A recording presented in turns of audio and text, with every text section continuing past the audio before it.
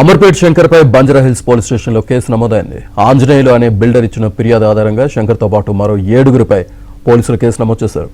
Settlement చేయకపోతే తనను చంపేస్తానంటూ అమర్పేట్ శంకర్ బెదిరించాడని ఫిర్యాదులో తెలిపాడు. ఆస్తి పత్రాలపై బలవంతంగా సంతకాలు చేయించుకునేందుకు ప్రయత్నించాడని ఆరోపించారు.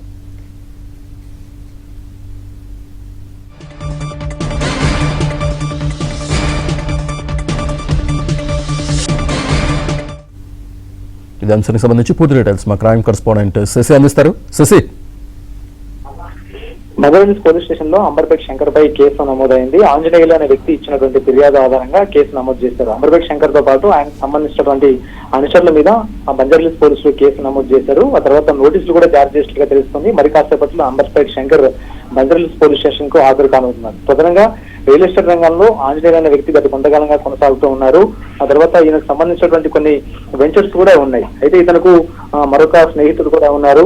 అయితే ఈ స్నేహితుడు ఇతను కలిసి సాంబశివరావు అనే స్నేహితుడితో పాటు ఆంజనేయులు ఇద్దరు కూడా గాజుల రామారంలో ఒక వెంచర్ వేశారు. కొన్ని నిర్మాణాలు కూడా చేశారు. అయితే నిర్మాణాలు చేసినటువంటి సందర్భంలో ఇందులో రావాల్సినటువంటి వాటాల పైన ఆంజనేయులకు సాంబశివరావుకు మధ్య కొన్ని విభేదాలు తలెత్తాయి.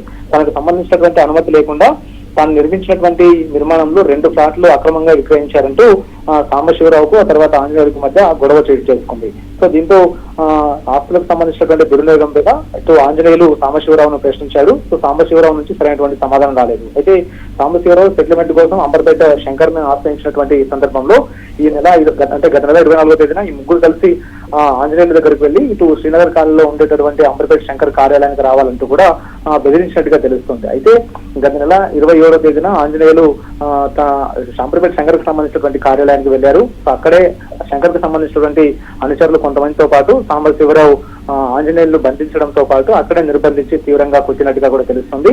ఈ వివాదాన్ని సెటిల్ చేసుకోకపోతే ఖచ్చితంగా చంపేస్తామంటూ బెదిరించినట్టుగా తెలుస్తుంది. సో ఆ సమయంలో ఫోన్ కూడా వినియోగించడానికి అవకాశం లేకుండా ఫోన్ కూడా లాక్కున్నారంటూ బాధితుడు ఆంజనేయులు పోలీసులు ఫిర్యాదు చేశారు. దీంతో శంకర్ పైన ఆ తర్వాత ఆయనకు సంబంధించినటువంటి అనుచరుల మీద పోలీసులు కేసు నమోదు చేశారు. ఇక నోటీస్ ఇవ్వడంతో మరి కాసేపట్లోనే బంజారాహిల్స్ పోలీస్ స్టేషన్ కు అంబర్పేట శంకర్ రాబోతున్నారు. Right Shashi, thank you.